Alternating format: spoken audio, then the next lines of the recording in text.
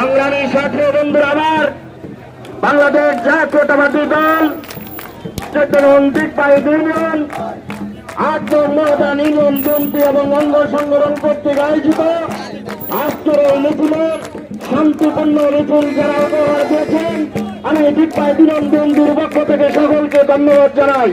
সংগ্রামী ছাত্র বন্ধুরা আমার, এই পর্যায়ে সংক্ষিপ্ত বক্তব্য রাখবেন বাংলাদেশ জাতীয়তাবাদী যুবদল মহদান ইউনিয়ন শাখার বিপ্লবী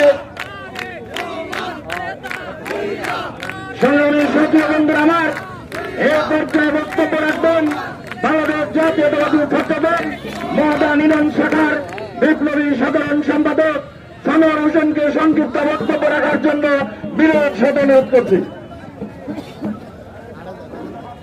বিসমিল্লাহির রহমানির রহিম।